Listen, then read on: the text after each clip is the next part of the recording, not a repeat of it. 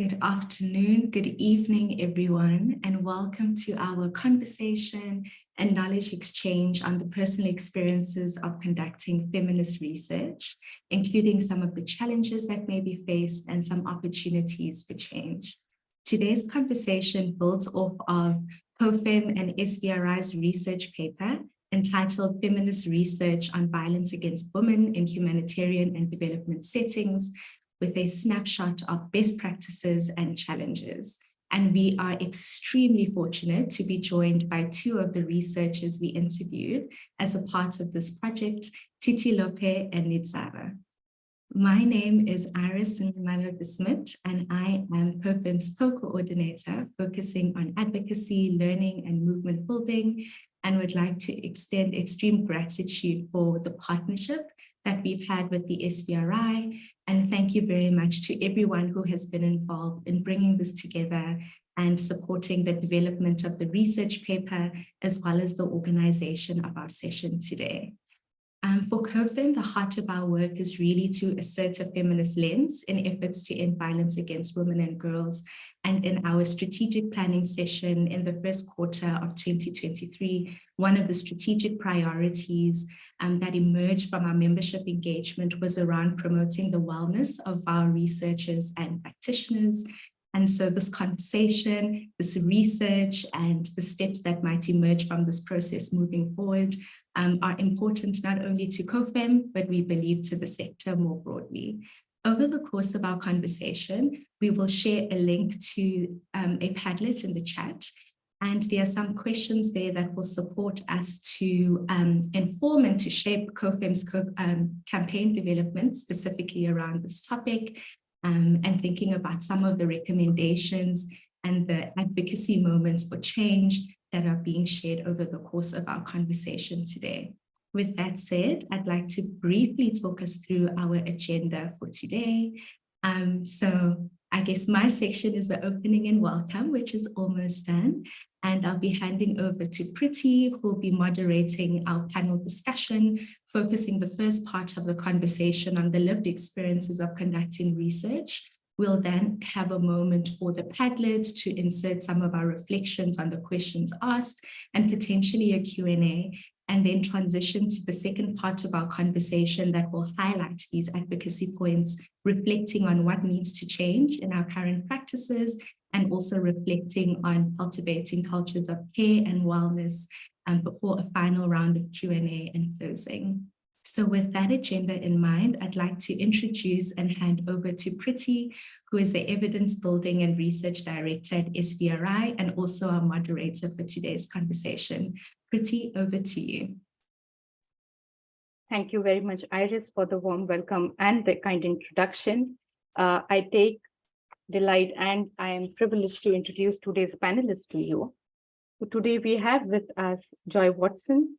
Joy sits on COFEM's coordinating committee. She is a senior research associate at the Prevention Collaborative, and she has more than 20 years of experience as a technical advisor and senior researcher to the South Parliament, where she produced policy briefs on gender and its intersections with lived realities. Welcome, Joy. Then we have with us Cassie Denver. Cassie is an independent consultant with a focus on resourcing feminist and gender justice groups and movements. She works with local community-led groups and transnational organizations alike on organizational development, fundraising, and participative design and facilitation. Her organizing and writing focuses on economic reparations, the tyranny of modern aid structures, elitism, identity, and culture within right-based groups and movements. She is originally from Cleveland, Ohio, USA, but has now lived in India for over 10 years. Very warm welcome, Cassie, to today's webinar. We are also excited to have with us a panelist, and excuse me for my mispronunciations, Nijara Amitasevich. She is an independent researcher and an award-winning journalist from Sarajevo. Her fields of interest are democratization and media development in a post-conflict society, hate speech, transnational justice, media and political propaganda, human rights, and migration. Her work has been featured in various media, books, and publications. She has a PhD from the University of Graz, Austria. Welcome, Nijara. And now to introduce to you Titilope Ajayi. She is a Nigerian independent academic with specializations in gender, conflict, peace and security, civic space, and social movements. Her recent work covers women and violent extremism, gender in humanitarian contexts, and contemporary feminist and women-led transnational activism. She is published on these topics and holds a PhD in international relations from the University of Ghana. Welcome, Titilope. So to get our conversation started, I'm going to ask a few questions to the panelists today, just to get the conversation and our thoughts beginning on this topic today. So my question is to you, both Titilope and Nijara, and you can go one after the other. Can you tell us a bit about how you have conducted research in humanitarian and development settings? How do you approach this work, and what have been the key challenges in doing this work? Titilope, do you want to go first? No, I don't mind. Good afternoon, everyone. It's exciting to see so many people here, especially people from Nigeria. And let me start by thanking the organizers for this opportunity to pause and reflect and share. I think it's so easy in doing this kind of work to just keep doing and doing without stopping to think about the what and the how. So, so as you mentioned, I'm a pracademic, which means that I mix my academic research work with some policy work and with some training and facilitation on the ground. my work, the focus of my work has been determined by a mixture of personal interest and pressing issues on the ground where I have worked. I'm a feminist researcher, so I try to choose contexts and issues where there are gendered questions that have not been sufficiently addressed. I have done work in the northeast of Nigeria on women's encounters with violent extremism, looking at the experiences of displaced women. And more recently in Senegal and in Sierra Leone on how feminist movements are helping to change norms around gender-based violence. And I'll be speaking primarily to those two. I will add that because I'm a practitioner and an academic, I do try to ensure that there's some amount of synergy in the work that I do, so that my work doesn't just end with publication. So for example, I will feed my fieldwork experiences and findings into the trainings that I do. And I speak about my research as much as possible at policy events when I have the opportunity. You asked a question about approaches. I always start by doing some kind of scoping. I find out what research exists. I learn about the context. I'm based in West Africa. That's my area of expertise. So I have access to networks, people that I can talk to find out. I don't assume that because I'm West African that I understand what's going on in another country. I get as many diverse perspectives as I can. A lot of this through informal conversations in the first instance. And I make sure that I work as much as possible with people who are working on the ground, for whom the context and the issues that I'm researching are a daily lived reality. I try to spend as much time as I can in the field, as much as resources will permit, so that I'm getting a nuanced lived experience of the context and of the issues. And I also try to be aware of how my positionality interacts with the context and with the issues and with the people, and how it can affect my research. And then in terms of challenges, there are quite a number. I'll be brief. So the first one, I think, is that the question of gender-based violence is a very highly sensitive issue in many dimensions, but especially culturally. And it has repercussions as a result of that for trauma, for social dislocation of the people that we are researching. The first thing I want to say is that because it's so sensitive, people won't talk to you if they don't know you or if they don't trust you. And at the end of the day, they don't owe you their stories just because you're doing some kind of research. The second thing is the difficulty of providing safe spaces, especially if you're working in a humanitarian situation where there's an active conflict going on. You may find yourself having to interview people, for example, in host communities or in displacement camps, and it's just difficult. But outside of that, also in some of the trainings that I have done that have been centered on gender-based violence and related issues, I did a training last year where it was a mixed gender group. And a number of women came to me afterwards and said, you know, they enjoyed the conversations, the session was useful, but they would prefer to have a separate women-only session because they didn't feel like they could freely express in the presence of their male superiors. So that's another instance where a safe space is differently constructed. Thankfully, I was able to get funding to go back and engage with them in a women-only space. And I can tell you that the amount of the amount and the type of data that I got, if I hadn't had that opportunity, I would have missed out on so much. The third thing is the risk of re-traumatization for survivors of gender-based violence, and also the trauma for me as a researcher. The first time that I went to Maiduguri to do some research there, among the first stories that I heard within the first 2 days were about a 14-year-old who had been raped by a soldier and ended up in hospital. I was showed images of a woman with a baby that she had aborted in a displacement camp because she was forcibly impregnated. She didn't want the baby. She didn't have access to structured health facilities, and so she basically did her own thing. I also was shown images of young girls, some of them as young as 10, who had died detonating suicide bombs. And these are not things that you forget easily. It's one thing to hear a story, it's a whole different thing to actually see the imagery. And I will stop with a number of ethical dilemmas. So one is that knowing that even with your best intentions, you're researching people who have basically lost everything, don't know what's coming next.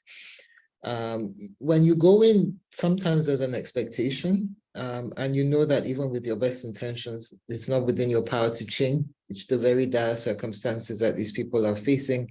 And they still make time to sit with you and to tell you their stories. And sometimes they will ask you, what is in this for me? How is this going to change my situation? And you sometimes feel inadequate, not being able to say, offer them something concrete. Then there's a difficulty of knowing that even if you try, you're conscious that, there's a risk of re-traumatization. You try to connect participants with support services, but that doesn't guarantee that after you leave that they're going to get the help that they need, or even if they get it, that it will be high quality. As a woman, there's a constant consciousness of the presence of a risk of harm, including of a sexual nature. And the last thing I will say for now has to do with the outsider dynamic, where even though for me, for example, I am West African and I am Nigerian, even when I went to Nigeria, the north of Nigeria, because I wasn't from that region, there was a strong outsider dynamic, and that's something that you constantly have to navigate. I will pause for now. Thank you. Thank you very much, Titilope. I'm not going to react to it right now, but I would like to invite Nijara to make a submission. Over to you, Nijara.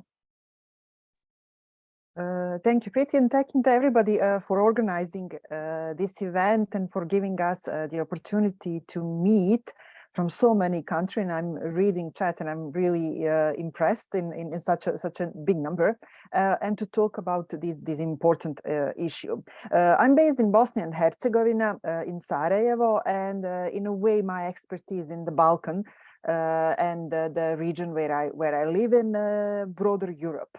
However, as Titi, I can kind of like almost repeat almost everything that you just said. We are far away, but we are going through very similar experiences and living in unhappy countries, if I can call it like that, put us in these situations to go to these kinds of experiences. I'm a journalist. I became a journalist in the middle of war in Bosnia and Herzegovina, and I was very young when I started doing that, and everything that was happening. I lived in Sarajevo, where I am even now, and Sarajevo was the city 24/7 under the siege for almost 4 years. Which is very, very specific situation, and a situation in which it is very hard to really be able to make its own decisions about anything. So that's kind of like very difficult situation in which I started doing my job, probably shaped me until today, as well as my approach to everything I am doing as a journalist and as a researcher. My focus in my work are on human rights.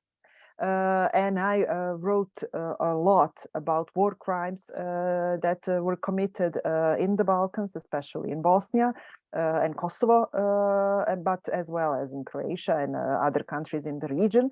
And at the moment, I'm focused on migrations, living in one of the countries in Europe that is on the migration route. And I'm often present in the field for all this time, witnessing huge violations of human rights, or talking to people who went through traumatic experiences. As Titi said, it's often it's what we do. It's we have to have in mind that with whatever we do and however we approach, we will cause some re-traumatization for people that we are talking to. In my case, it was very often that I spoke with survivors of war rape in Bosnia, being women, which is more than 40,000 women were raped in war in Bosnia, but also some men. Some of them very young or elderly. Some of them were raped in the concentration camps that were formed in Bosnia in the presence of their family members or people they know. Also, I spoke with women who survived rape camps, which was also very difficult, as well as women who lost family members and who are looking for them for almost 30 years since the end of the war, because we have, as in all the war situations, many mass graves, and the bodies are scattered everywhere around the country, and this search for a missing is still going on. It's not easy to create, to start to talk about this, to push people to go back into this very traumatic experience, and to go there with them. I will always remember something that happened almost immediately after the war, 2 years after the war. I was in the bus together with the women who survived the genocide in Srebrenica, a small village in Bosnia and Herzegovina, where more than 8,000, mostly men and boys, were killed over the period of 7 days, while most of the women were just expelled from the city. They had an opportunity to go back for the first time in 1997, and I find a way to be in the bus together with them. And I mean, I probably will never in my life be able to express and to describe how emotional, how difficult it was. It was literally like some kind of like a road to hell, because we took the same road that they were driven out of Srebrenica when expelled in July 1995. And all the time they were like recalling the memories and saying, this is the place where I saw my husband for the last time. This is the place where we saw a group of people being killed. This is the place where we saw a woman killed herself. This is the place where women were raped, taken from the bus and raped. And it lasted like that for more than 3 hours. It was very difficult situation, which then I tried to find a way to put it into words and to write about that. And I did wrote about that for many years, but to be very honest, finally I wrote the article that I am happy with, and that these women who had so much confidence in me are happy with, only 2 years ago. So it took me more than 20 years to deal with the situation that I was in back then. Of course, I put it in a much bigger frame, and I finally understood that what these women done on that day and what they are doing for these almost 30 years is a feminist struggle, is a struggle for decent life, is very important, not only for them, but for everybody. And I was learning from them in these years and these decades, and looking the ways to formulate and to really write all this in a just way for them and for me. When I write about my migration, it's very different. It's something that is happening now, often being in camps. And what I do, I'm trying to have approach that is feminist, the way how I choose the topic, the way how I choose who I will talk to, the sources, the places I choose. It's all part of my feminism, to put it in that way, and the way how I write about that. So if I enter the refugee camp, I will try to see the conditions that women are living in, to write about the women that are pregnant and ask them about delivery of babies and how they are taking care of babies, like immediately after living in these incredible conditions. How do they go to toilet? It's like very important question. I mean, it sounds like small, but it's a big question, and how afraid they are to do that. How they move around the camp, and how they move in the when they transit through different countries, and to talk with them about that and to write about that, because it's very important, and it is unfortunately something that is often put aside when it is reported about migrations. And it is challenging all the time. And as Diti said, very often we have to deal with traumas, and we have to do it in a way that we cause re-traumatization to some people, and then we have to find a way to deal with what we are doing. And that's something that we learn along the way, I guess. Thank you, Nishara. I'm sure it gave goosebumps to a lot of people who are attending this webinar today. Thank you for sharing your stories with us. Now, I'd like to ask Cassie and Joy either of you could take the question. We just heard from Nijara and Titi about their lived experiences while, doing research in humanitarian and development settings. How does this connect with the findings of the report? Is there something else that has come up in the report that has not been mentioned? Sure. I'm going to try and do it very quickly, Priti, and hello and thank you to everybody. It's so great to have such great interest in this, so that we maximize time with the audience. I'm going to try and sort of skip us through it. We are posting a link to the report, but I think that what is important to bear in mind is just what one of our key informants said to me was that when she came back from doing this kind of work, that, she felt that sitting around a dinner table with other people, she just felt this sense of isolation and not being able to, that they couldn't relate to what she had seen and been through. And I think that, another layer of that was in having these conversations, one almost had to sort of take a breath in and breathe out, because of the enormity of the situations that people are, and the conditions in which researchers are working. So I think that,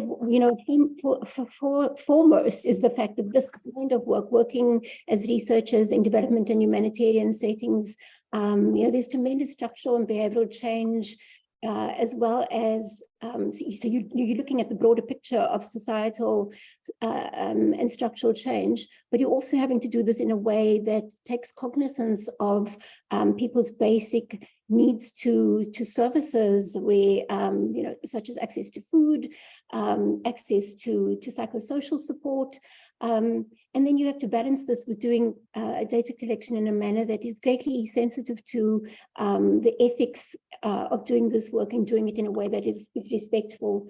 So, I think that the planning and the resourcing for this kind of research is particularly important, and many people talk to us about the research constraints. I mean, we see tremendous amounts of, significant funding going to situations with countries in crisis, but that's invariably for the shorter term. Longer term, there's not the same flow of aid to dealing with longer term societal change. So yeah, I think that the thing that sort of stood with us is how to do this work and to work with individuals, to work with the relational aspects, the relationships between people, to work with communities, to work with societies, and how to integrate social norm change. And so this is all quite complex. And I think that one of the key findings was that in managing all of these things and juggling all these balls, that you're doing so in a context where there are tremendous physical risks for one's well-being, both for the researchers as well as the research participants. There is a lack of organizational and institutional support for the well-being of both researchers and research participants. And then I think, to maybe just also highlight and linking this within the kind of broader context of the decolonization of knowledge production, is the ongoing debate about whose voices are amplified and whose voices matter as researchers in putting out pieces of work, in helping us understand the picture of what is happening in these contexts. I'm going to pause there because I feel like I've said too much, and just check in with Cassie if there's anything that she'd like to add. Thanks, Joy. I think that really summed up many of the findings so beautifully. And I think really the only thing I would sort of add on is that what's really amazing to hear Titi Lope talk and to hear Nijara talk on today's conversation is the ways in which the way they talk about their work really reflects the best practices on how feminist research is.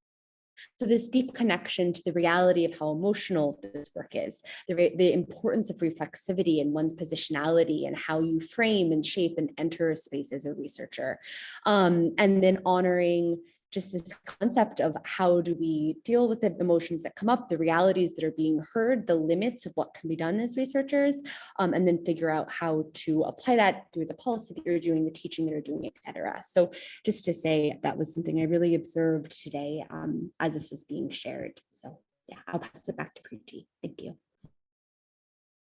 And Thank you so much, and very grateful for everybody to really pour their hearts out and let us know what it really means to conduct research that is feminist and in settings that are so difficult. We're now going to open the floor for question and answers. We have 10 minutes for question and answers. So this is a webinar. You won't be able to unmute and ask questions. So feel free to drop your questions in the question and answer section. I would also like to remind everybody, as Iris had already announced at the beginning of the webinar today, that there is a Padlet link which will now be posted in the chat box. The Padlet, please go on the Padlet, and there are just a couple of questions on the Padlet. There are no right or wrong answers. We want to know what you think about the issues that we want to learn more from you about. The Padlet link will stay active right to the end of the webinar, so you can go anytime and note your opinion or note your answer on the Padlet link. Yes, so we are open for question answers. If you want to ask a question to a specific panelist, please type in their name so that we know who the question should be directed to. Joy, we have a question for you. I'm going to read out the question to you, Joy. Marcella here says that it's great to hear your intervention, and she agrees with you whose voices should be amplified and heard to make long-standing changes. May I ask you how you feel about engaging with community-based settings, example, groups or self-help groups? Sorry, the question just disappeared. This is magic, the question just disappeared. Magic. Okay, it's come back. To understand how to make culture shifts that can enhance these changes. You want me to repeat? If you don't mind, just a yes, please. Yes, so Marcella wants to know, how do you feel about engaging with community-based settings to understand how to make cultural shifts that can enhance these changes? She's making this question in the context of your comment on decolonizing knowledge. Hmm.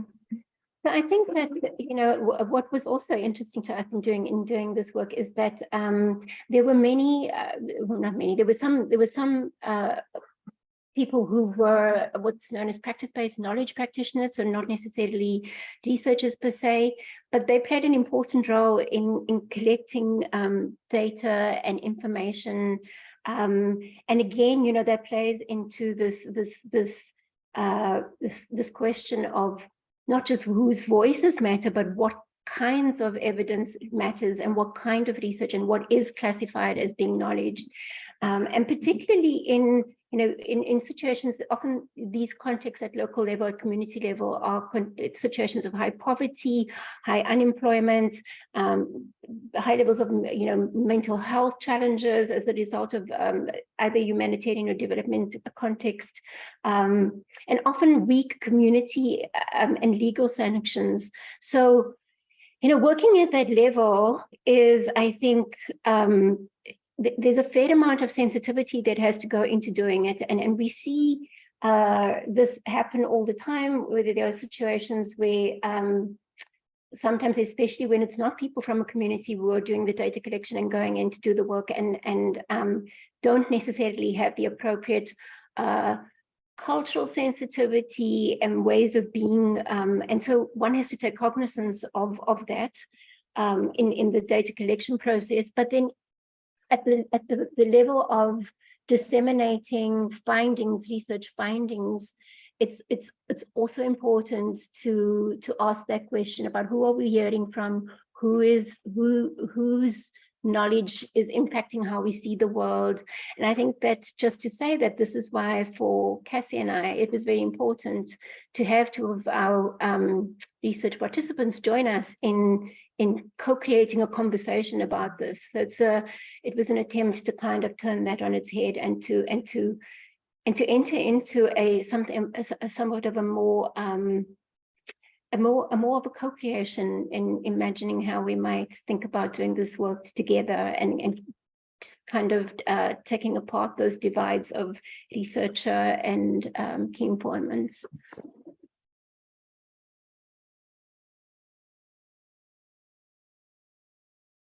Thank you very much, Joy.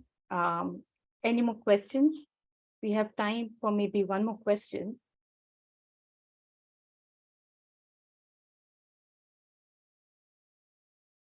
We've posted the Vicarious Trauma Toolkit that somebody asked for in the chat box. Let me check if there are any more questions. Yeah, there is a question from Teresa. Teresa, you've not mentioned who do you want to ask this question, but I'll leave it to the panel to raise your hand. With the rise of data-driven journalism and research, I wanted to understand if you think there are ways to create data sets on sexual and gender-based violence during conflicts or forced migration.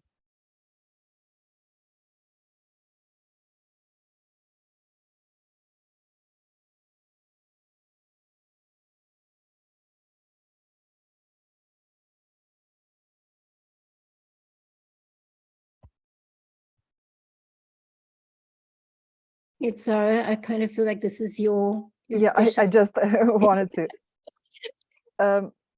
It's and that's why I posed kind of like, I think it really depends on the kind of the conflict. In Boston conflict, it wasn't possible, and it was 30 years ago, so everything was very different from today. So unfortunately, it was not the last conflict, and the things are still going on, but we can learn quite a lot from how it is being done, how heavy it was done in Syria, because I think much more is documented in Syrian conflict than it was in the Bosnian. Or even now in Ukraine, we can hope that all of us learn some lessons, and then some people, because the technology is different, how access to some, like in war in Bosnia, we couldn't move from one part of the city to another, and not even to go around and people who did have access were foreigners, and they back then did not really understand. I'm not sure they would understand even today many of the things that were happening, or importance of doing these kind of things.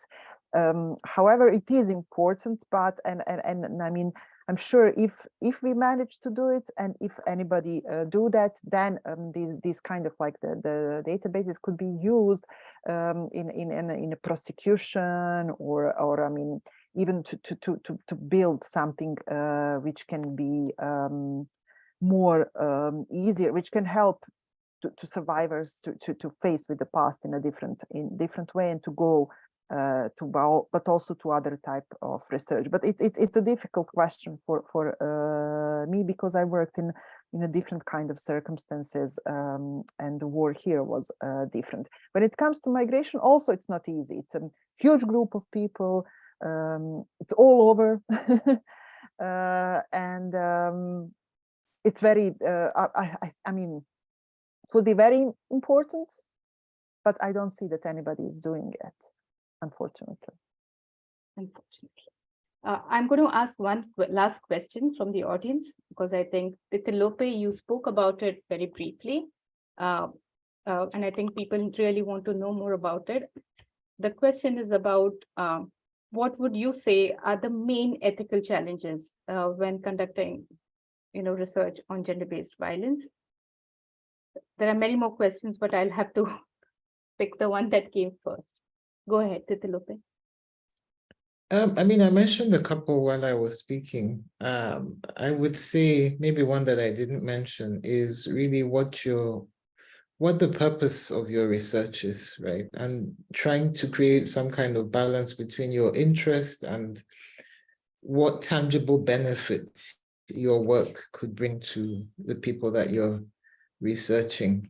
And I see there's a related question here, if you don't mind me linking it in, which is about how do you respond when people ask you, survivors of gender-based violence, if you're interviewing them, what is in it for me? How is this going to help me? My honest answer has always been that I'm a researcher. This is my positionality. What I can offer is that I will bring the information that you give me to the attention of as many people as I can, particularly people who are in a policy space and who are in a position to do something about it. But I do have to be honest and say that I can't influence any immediate changes in their circumstances. It's a hard thing to say, but it's better than creating expectations that you know you are not in a position to meet. And some people will refuse to speak to you when you answer like that. It has happened to me. But other people are able to embrace that and move ahead with the work. So for me, I think what I would add to what I said before is how, I don't know if genuine is the right word, but what is the reason that you're going to the field, and what are you going to do with the information that can contribute in some way to improving the situation? It shouldn't just be, I'm going to extract information, to develop my career, whatever it is. It has to be centered on the interests and the well-being of the communities that you're researching. Thank you very much, Titilope, for your answer. I'm afraid we will not be able to take more question answers because we have more discussion to cover, and we'll lose out on all that wisdom, all that insight if we don't go there. So I'm embarking on the second leg of discussions over here. And my first question goes to you, Nijara and Titilope. From what you have shared, we can see that there is a need to change how we engage in violence against women and girls while we work in humanitarian and development settings, right from research and interventions that are designed to also ensure adequate funding flows to address issues of self-care for researchers themselves. What do you think are the most significant things that need to change, and who are the stakeholders that need to change for how research is conducted in these settings? So over to you, Nijara and Titilope. Thank you.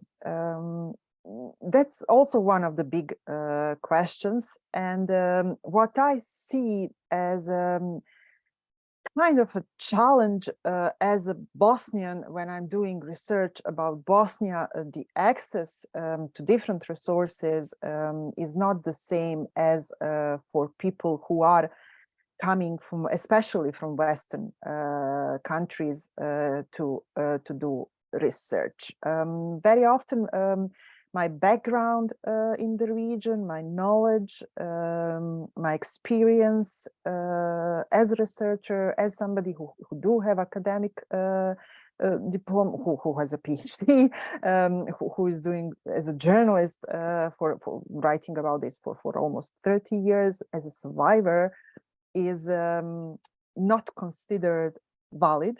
I'm seen as a biased. And also my intention, and one of the questions I see in a chat is about that, because like when you do something like this, and I wonder, is it the same for you, Titi? Like with the time, I even didn't notice when I became an activist, when I became started advocating for rights of people that I'm writing about. You cannot not to do that. It's a different. You just start doing it. I don't even know that. If somebody asks me when did you started doing that, I don't know. Maybe I was doing that forever. Maybe I started at some point when I reached some kind of like the situation. Maybe also that's the way to deal with the trauma. But however, as somebody who lives in these situations and somebody who is coming in, and I'm sure it's very similar also for other countries that are not in the West, but where these things are happening. We are just, even when we ask for help, when we ask for assistance with being research or even like help to deal with what we the traumas that we are going to, there is very little understanding, and our voices are less heard than voices of somebody who is outsider, if I can say, in a way, to the situation. I don't know. Is it clear? And I mean, yeah. So that's my experience, and that's something that we have to find a way all the time to deal with. And I'm afraid that if I look at the number of the books and research available about Bosnia, much less it's written by people from this region than by people who were here for a short period of time and left, taking the knowledge and taking the data they collected. Titelope, would you like to respond? Sure. Let me first of all start by supporting what Nijara said. Very much the same dynamic. I think it's difficult to remove yourself from, some of the circumstances that we experience. And it seems to come, well, to me at least, it comes naturally to want to speak on behalf of the communities and the individuals that I research. There are a couple of other things that I would like to add, and also picking up on what Nijara said about knowledge, the ownership of knowledge, the production, whose voices get heard, to go back to something that Joy said earlier. And it speaks in part to the way in which funding is accessed. And I can see that there's a question in the chat about where a lot of this funding comes from, have easier access in some respects. And some of it also has to do with capacities. Having been a fellow on a number of research capacity development programs, I know what the dynamics and the politics are of access. Maybe we could go into that a bit later. I just wanted to flag the funding issue and the knowledge issue. A couple of other things. You were asking what needs to be improved, what needs to change in how research is conducted. I think there needs to be greater awareness across board. I see an increasing number of people doing or getting into gender-related research. I think there has to be greater awareness of some of the values and the dynamics that we're talking about. I think that we all have a responsibility as feminist researchers to keep learning and keep growing and expanding our knowledge about the best ways to do this kind of work. I would also like to see a more structured application of feminist values. And this kind of speaks to the role of ethics approval boards. My experience has been that when you look at the protocols and the mechanisms, it seems to be skewed towards a certain kind of research, and it doesn't look like a lot of thought has gone into what the mechanisms are for approving feminist research. I would like to see more spaces like the one that we have co-created here today for pause and for reflection and for experience sharing, and also more documentation of the processes and the challenge. Sorry? I heard something. Was that a flag to stop? No, not at all. Continue, please. Okay. All right. I'm almost done. Yes, I was talking about pause and reflection and documentation also of how different groups in different contexts are navigating the kind of experiences that they have in contexts like these. I mentioned earlier about research being less extractive and focusing less on how the data can serve us and more on how it can serve the people and the groups we work with. As much engagement with communities as possible throughout the process of research, not just at the beginning. So like Nijara was saying, the validation, going back, making sure that we are representing voices the way that they're presented to us. And researchers have an important role as interpreters, if you like, of the knowledge that we gather on the ground. And we have to be careful what we do with that. It's a power dynamic. And then the last thing has to do with the resourcing of humanitarian interventions very quickly, particularly those that are focused on violence against women. And it's noted in the report, and it continues to be the case, that humanitarian needs globally are significantly underfunded, particularly in Africa, and particularly related to gender-based violence. The statistics are there. So I would like to push for more funding for gender interventions across board, and as much of that as possible should go to actors on the ground. More research that produces intersectional and gender disaggregated data. There was a question about intersectional research, and this has to do with mapping different groups, recognizing that women, if that's your focus, are not homogeneous, and so you need to be talking to intersections of women so that you get a diverse and a broad view of the different experiences that women have based on their positionalities. And the last thing has to do with funding being less projectized, more flexible, more long-term, because it tends to be that if you're working on a project or you get funding as a researcher, it's for a particular time, it's for a particular topic. Once that's done, then you have to go and look for more funding. It would be really helpful if there was available, more flexible, more long-term funding to address the broad spectrum of dynamics that you experience as a researcher going into a context like this. I will pause here. Thank you. If I may just add, Pretty, for a second, at least Absolutely. from Bosnian experience, I don't know how it is in other countries, but donors, to put it in that way, funders are not that open all the time for feminist approach. And that's also something we have to push for. Or the feminist approach that they dictate is not really feminist approach. That kind of like we believe in, let's say here in Bosnia. I mean, I'm coming from the country with a very long tradition of feminism. Yugoslavia was quite famous for an anti-fascist feminist movement. This is the first country in the world where the abortion was guaranteed by the constitution in 1974, which is very early. And then when we had international intervention in 1995, all this valuable experience that we had, this feminism that we grow up with. I grew up in for me, feminism is part of my education from very early childhood. We were asked to push that aside, to forget that, and to learn some new type of feminism, which came with the donors and with the intervention.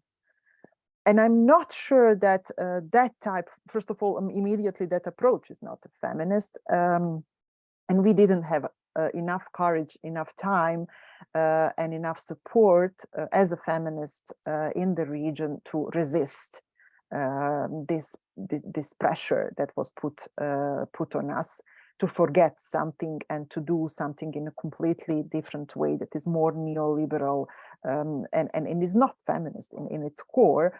And we lost a lot of time in these struggles for that. But I think that's something that we should find a way to shape and to dictate what we want, and not to let the donors and funders to dictate these kind of things.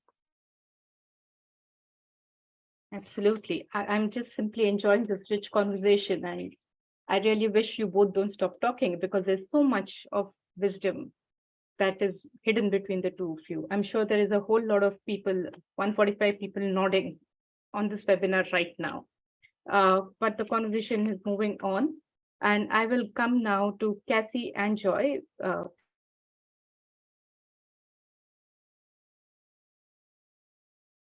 Oh, Preeti, I think you're on mute.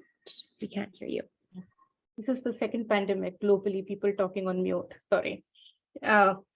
So to you, Cassie and Joy, I just want to check with both of you, were there any additional findings that emerged from the study in terms of advocacy for change beyond what Titilope and Nijara have mentioned?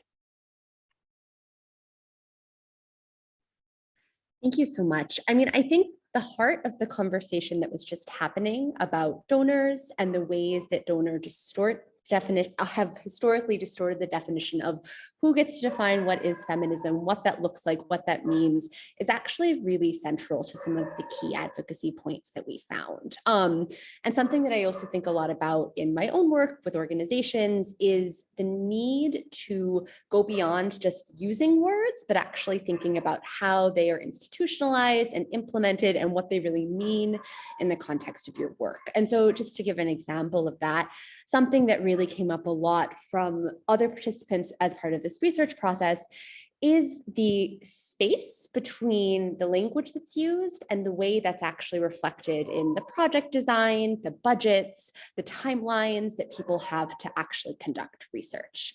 Something I think about all the time is that I am less interested in hearing an organization's values, and I'm more interested in seeing their budget allocations, because I really think that's extremely indicative of how organizations and institutions live their practices.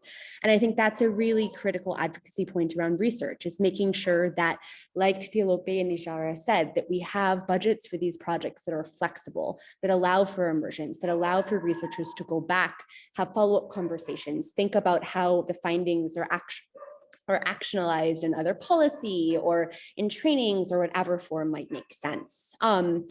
Quite similarly to this, another kind of advocacy point that came out of this research is this idea of embedding community accountability into the very design of processes itself. So thinking really intentionally about having advisory councils around research, having those advisory councils not be tokenizing roles, but central design elements in how you're thinking about the research process, making space and time for participants in the research, for communities to feed into the questions, to feed into the sense-making process versus allowing it to be researchers alone.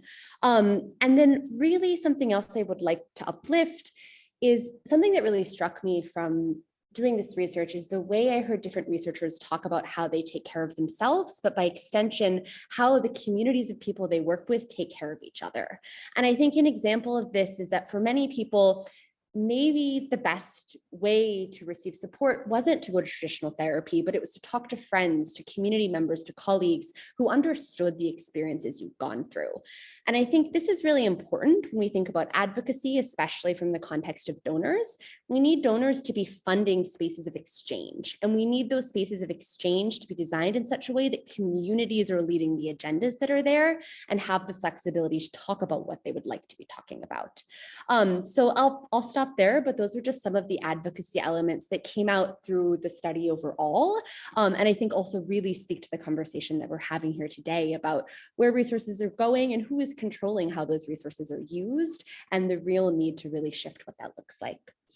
So Joy, please, I pass to you. So I'll be quick so that we can open the floor.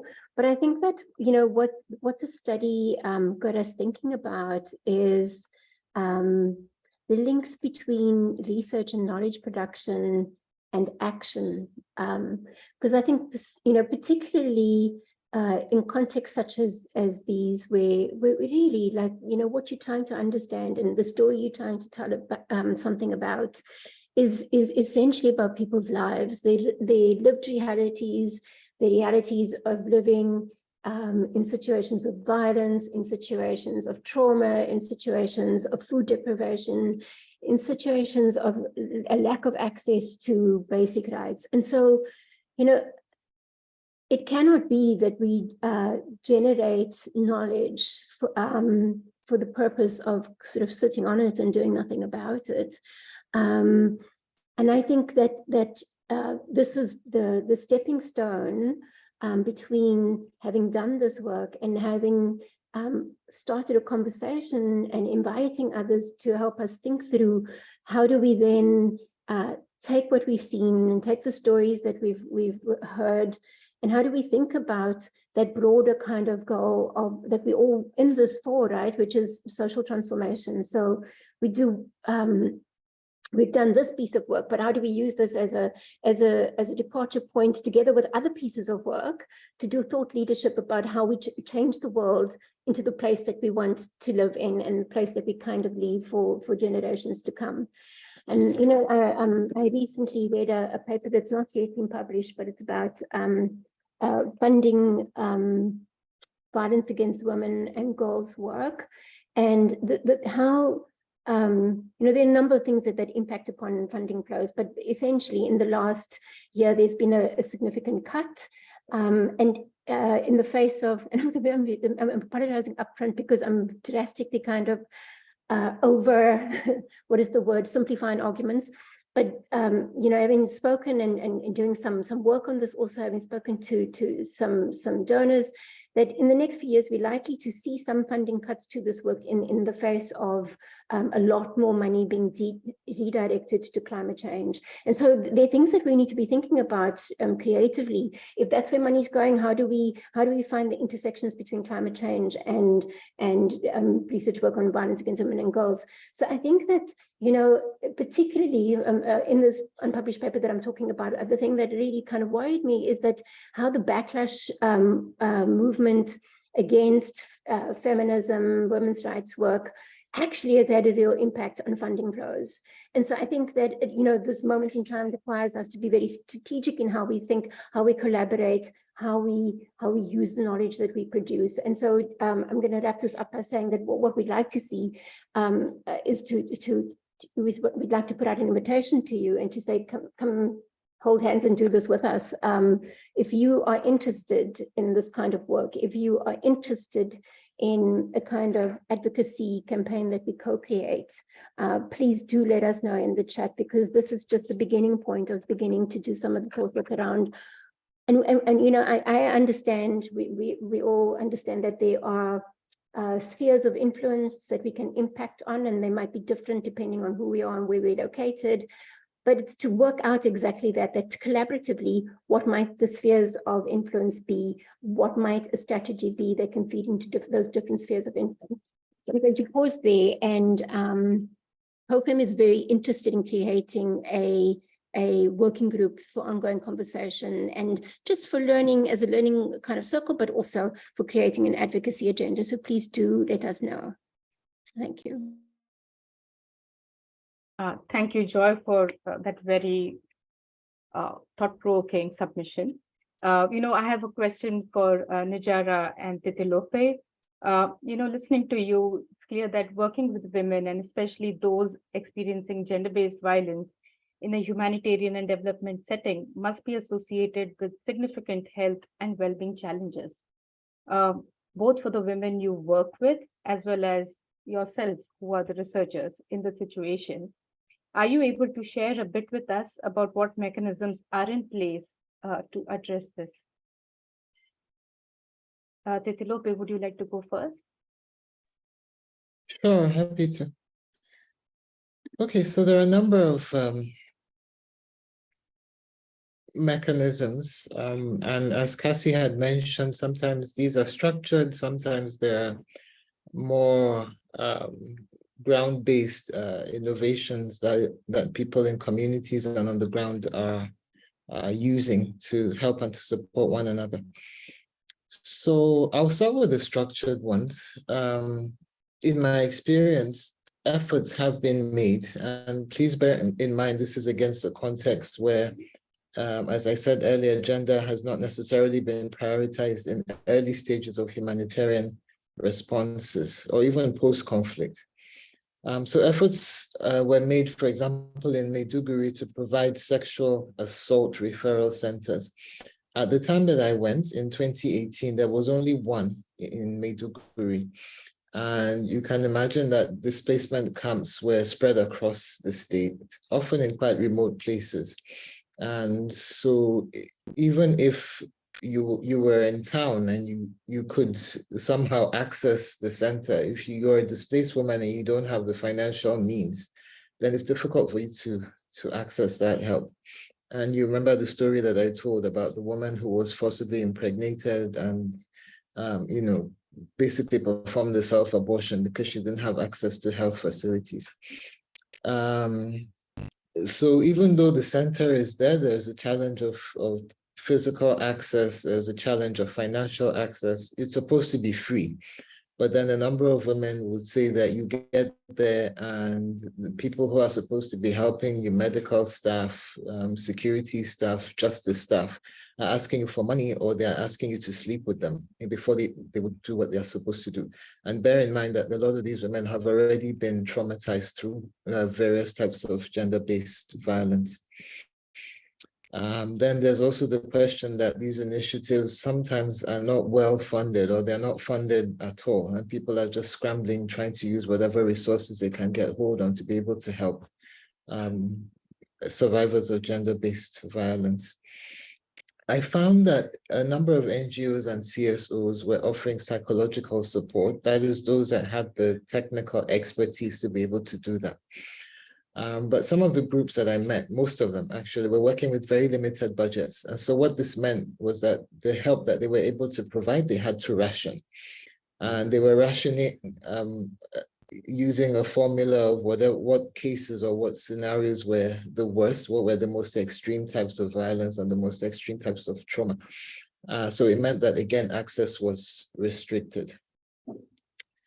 And then for researchers' trauma, I think if you're a survivor of gender-based violence, it makes it even more difficult, although the situations by themselves are they're quite tasking emotionally, psychologically. So I would say that there's a need for increased consciousness of the need for researchers to take better care of themselves when they're doing this kind of emotionally and psychologically intense work. To the best of my knowledge, at the time that I was doing my research in Northeast Nigeria, there were no formal mechanisms available to individuals. And I went as an independent researcher, so I wasn't affiliated to any organization. I don't know that I was minded to do any particular self-care practices. I just processed it to the best of my ability, using the ways that I normally would just to calm down and to process difficult situations.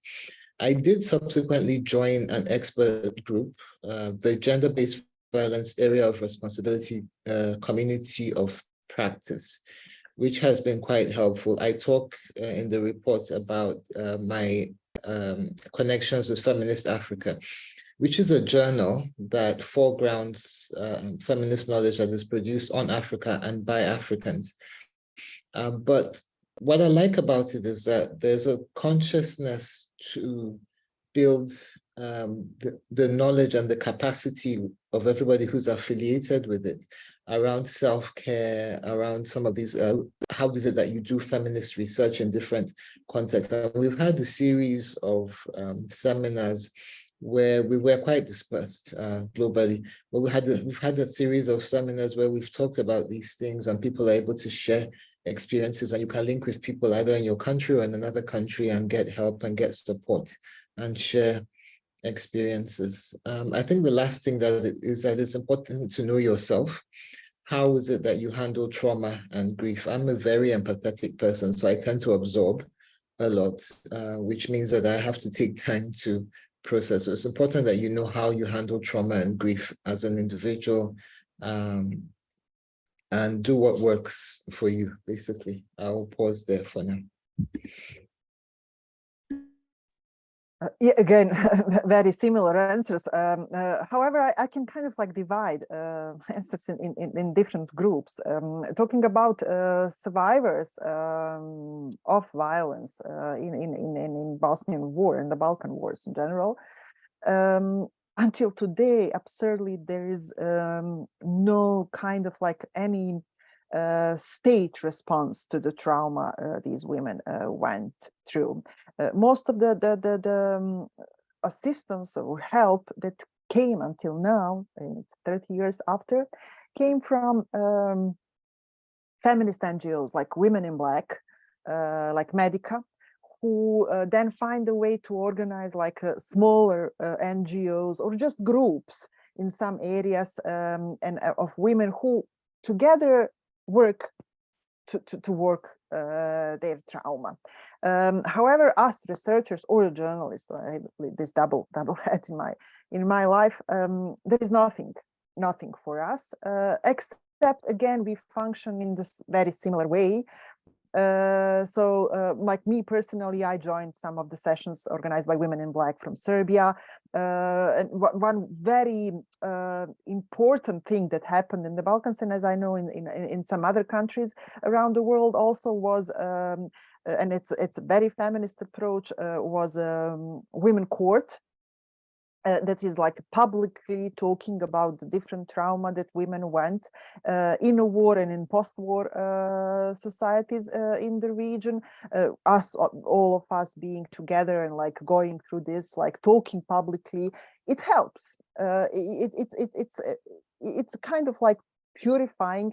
It came without donors, it came without any funders, it came, it's a grassroots, and it came from women to women, and we went together through very important experience. I find it as one of the most important in my career. At the same time, I have to say, like talking about survivors, like until today, survivors of wartime rape in Bosnia are still demanding from the government or international organization or anybody who is present in Bosnia and Herzegovina to build a special kind of like institutions where they will be offered the basic healthcare in some cases, starting from psychological psychiatrists to gynecologists. Going back to the city of Srebrenica, where most of the survivors, I mean, by large, most of the survivors are women. Some of them went back to the city. In that city, 30 years after the genocide, there is no gynecologist at all. So women, if they need to see gynecologists, and very often they don't do that at all, but they just go if they're pregnant. So young women go if they're pregnant. They have to go to the first nearest city where most of the people who committed war crimes in Srebrenica are living.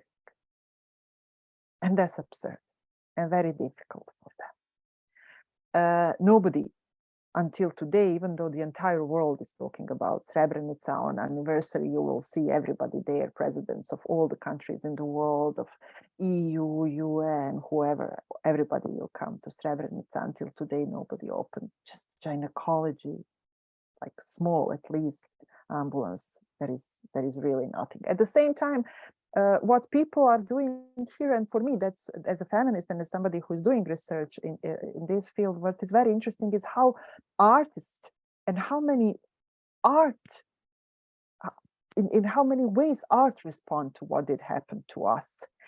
We have kind of like lots of very young artists who that's what they do actually through their art, through their films, through different kinds of things. They're talking about this trauma, and we are going to see this, what they are creating, in huge numbers. They receive amazing support by survivors, by us researchers, and by community in general. And that's very interesting for me. And I personally, I follow what is happening in that field, and it helps. And it's kind of like sometimes it's even cathartic, like going and watching some of these films that are created that are extremely feminist about the experience that we went through, especially like films coming from Kosovo. They find even better way to talk about what did happen in the recent past in the region. So it's very interesting, the power of the art in all this. Again, it's not organized and it doesn't come from any institutions.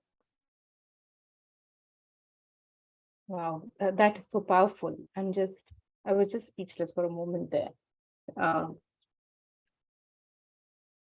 Once again, I think we're going to open the floor for question and answers for 10 more minutes. So please, everybody who wants to ask their questions, we may not be able to answer every question, but certainly, as Joy has mentioned, we will engage with you on this issue going further, but please post your questions right now and we'll try to take as many as we can within a time limitation.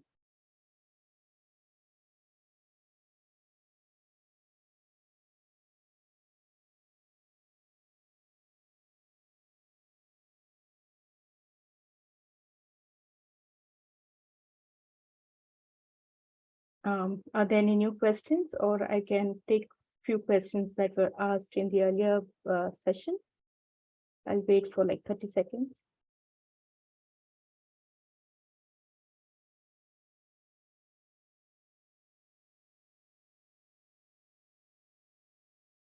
So there is a question from Deja on how do you go about framing the issues you are tackling? I'm not sure, Titilope, whether you already answered this question, but would you like to respond? Either Nijara or Titilope. How do you go about framing the issue you're tackling with? Sorry, how do you go about framing the issue you're tackling? That's the question. Framing. Yeah. So I guess I wish I had a bit more context. Is this a feminist question? I mean, let's assume it is. Okay, I will answer the way I understand it. And my question is, what my understanding is whether I foreground my feminism, not all the time. In fact, not that often. And the reason is, whether we like it or not, the context that we're dealing with are very highly patriarchal. And at some level, you're going to be dealing either with men who have no clue what you're talking about, or will be openly disdainful about the fact that you're doing gender-related research, or you're dealing with women who that's not their first priority. You know, they're thinking about what they're going to eat, where they're going to sleep, how they're going to meet their basic needs without being raped. So I think that, and this is mentioned in the report, there's a way that you can do feminist research without putting the F word on the table, which is what I have been doing. But it also depends on who I'm talking to. If I go into a space like that and there are women and men who I feel appreciate the values, then I think it speaks for itself, really. But for most of the work that I do, I don't carry my feminist hat in the sense of putting it out there that that's what I'm doing. But I do infuse the values, I do use the approaches, and I respect the ethics. Okay, thank you. Thank you so much for the thoughtful answer. We have a question from Andrea. How can we bridge the gap between violence against women and girls research and implementation? How best to connect research findings to inform increased resource access and tangible solutions for survivors? The question is open to all panelists.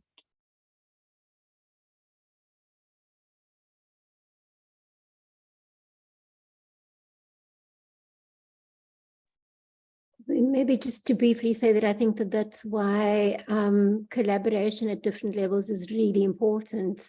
So I think it does help from the beginning of sort of when you're working with communities in particular, that they're involved in aspects of the research process. You know, they carry tremendous sort of indigenous knowledge about their own local context and what they need and what they need to know. So when you have that buy-in, that legitimacy in terms of having them, and I mean collaboration from pointing you to what potentially the researcher's question should be, to how to collect data, to you know, as involvement as much as possible, then there's already a layer to that study that has a sense of ownership. And you're more likely to be able to bridge the divide between a research piece that sits on a shelf and something that is owned by a group of people. But I think that, you know, one example of it's exactly what we're trying to do here is how do we take this this piece of work and how do we breathe life into it and create some energy that can emanate from it, and it's hence the working group. And I'm delighted to see that so many of you have offered to join the working group. In case something that I've been furiously scribbling down the names because I don't trust anybody. I don't want to let you go. I don't want to let you out of my sight. So I've like written down everybody's names, completely paranoid that I won't find you again. But yeah, it's about how do you create community around these things and work collaboratively, I guess, is a simple answer. Yeah. I also saw a couple of questions about self-care, which I believe Nijara and Titulope have already answered. There is also like these questions are very associated in terms of how do you keep yourself away, make sure that patriarchal values that have shaped your life, when you see them happening in the life of your fieldwork women partners on ground, how do you deal with the pent-up frustration? I guess you both have answered them as much as you can. There is a question here from Peggy, and Peggy is asking, any feminist approach to working with women in the rural areas and outlying settlements where education levels are low and poverty is high, which makes it difficult to demand rights and protection from domestic violence? Is there research on how to bring them, I guess these women, in from the margins of development and human rights into the center of conversation? A bit context, she works in Botswana, a country where the Gini coefficient is one of the highest in the world. That's the broader context. So any reflections on Peggy's question?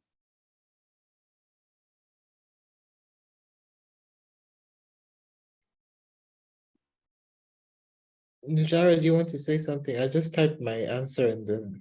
Yeah, I'm not sure actually I have the answer, but like what I learned from others and what I try to do in this kind of situation, like to spend even more time in these kind of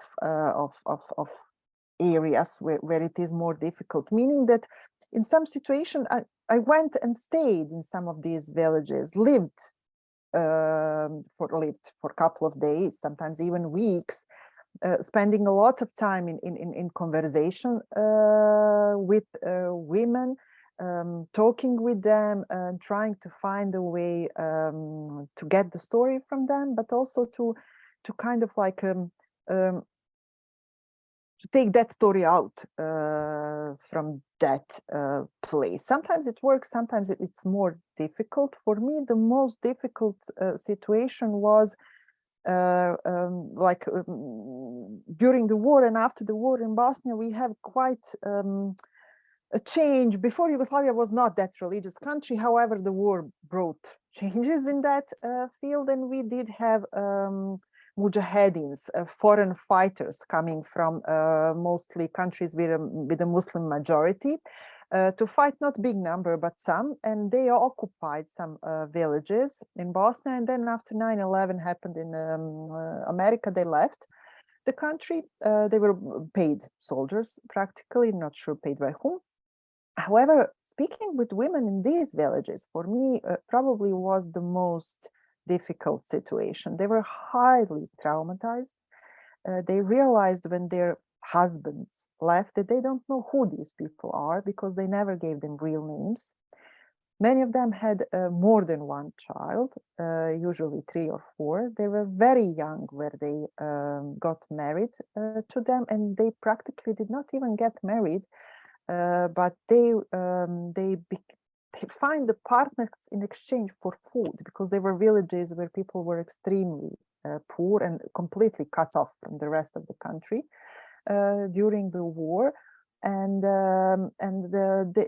like their family literally gave these girls to these mujahedins just to survive practically.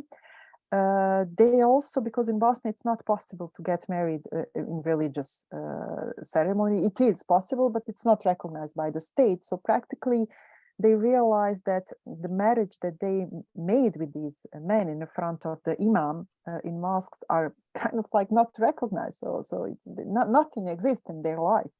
So this trauma that I saw in these women who were not also educated, who were very young, who were and the approach to them and like even like everything I tried did not work. So sometimes we have even to accept that we just, whatever we try, it doesn't work. And I tried really everything, but I think it was a fear and a trauma when they realized how lost they are and how victimized they are in this situation. But also their parents understood a big mistake they done just to survive. So there are some situations where we just, there is nothing to be, I mean, probably there is, but it takes long time to understand what kind of approach, and it takes much more than one feminist going to a village and speaking with them, being a researcher, journalist, or even person with the good intentions. And we just have to accept, and it's also traumatic to accept this, that we do not have any power even to talk with them and to tell their stories. I did find a way, but only through 2 of them who agreed to talk to me. But it is sometimes it's very difficult.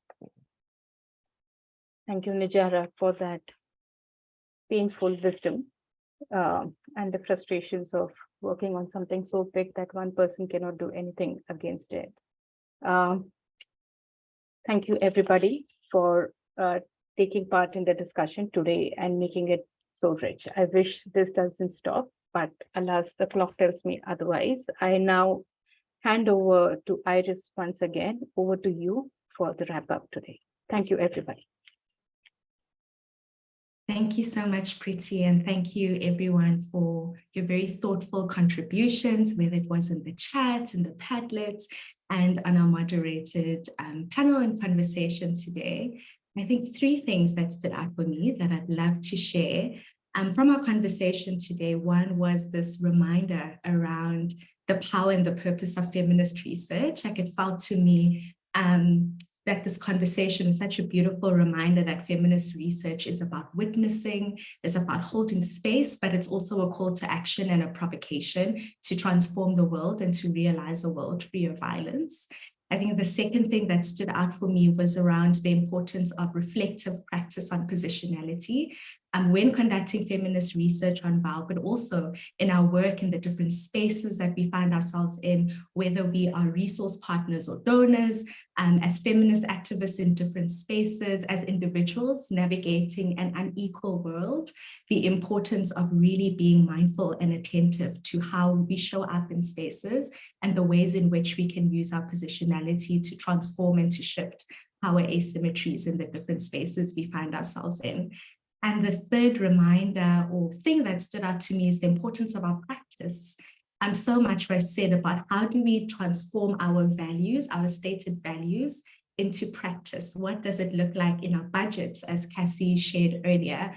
What does it look like in how we conduct research? What does it look like in how we lead and we manage teams and organizations and processes? So what a beautiful reminder of the value of practice and how practice is the bridge between theory and values and aspirations, and what could be in our day-to-day experiences. And then lastly, the importance of scaffolding of care. So in the research, a lot came out about the individual practices of researchers in different contexts, but also the importance of having those levels of community care, of structural care, and for those who are in organizational settings to really think about what does it look like to institutionalize these cultures of care that can support and strengthen the individual care practices that people might be doing and observing within their own contexts. And with this said, I think our conversation today also highlighted some of the key recommendations that were surfaced in the research and also shared in our conversation today around the importance of a feminist ethic to research that is rights-based and does no harm, and the importance of being able to conduct research in ways that meets the strategic gender needs of our movements and our context, but also that meets the practical gender needs of the communities that we are engaging with and that are informing our research. The importance, again, of funding our values. And I think, the political resource of money and resourcing in different ways, both financial and non-financial resources, are so critical to the work that we do across the VOW ecosystem. And so making sure that this is showing up in how we're supporting researchers, ensuring that we directly supporting researchers who are either from or based in those contexts. But also there was this invitation in the What Needs to Change section around fund convenings that are crafted and framed and led, by communities, by feminist researchers, so that they can gather and really speak to and frame and uplift the things that matter most to them, and hopefully seize opportunities or frontiers that are emerging in this context. And lastly, the importance of deepening participatory approaches, I think, is a critical thing that came out in our conversation today, whether it means spending more time connecting to communities, whether it's in facilitating more participatory approaches in terms of data validation, really thinking more profoundly around how we can co-create knowledge collectively, because knowledge production has always been a collective endeavor. And so it seems like there was this beautiful invitation to really think about what are the ways we might reflect this more profoundly in our knowledge production practices moving forward. Joy also mentioned a campaign or the possibility of a working group and an advocacy agenda around some of the findings that we'd like to take forward. And I wanted to briefly share, and Lucky shared this in the chat as well, that we'll be sending a communications or an email after this event with some more information about this working group, who to contact, for example. So please look out for that email in the coming days or weeks. There'll be some more information about contact people to reach out to concerning joining the working group.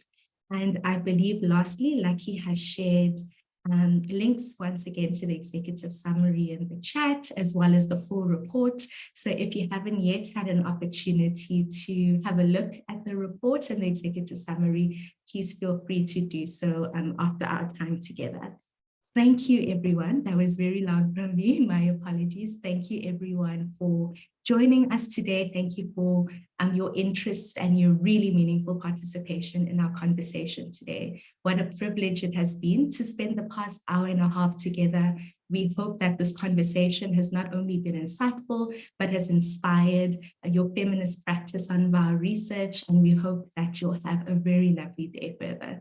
Take care, everyone, and thank you for joining us today. And thank you, Iris, for your graceful, beautiful words as always.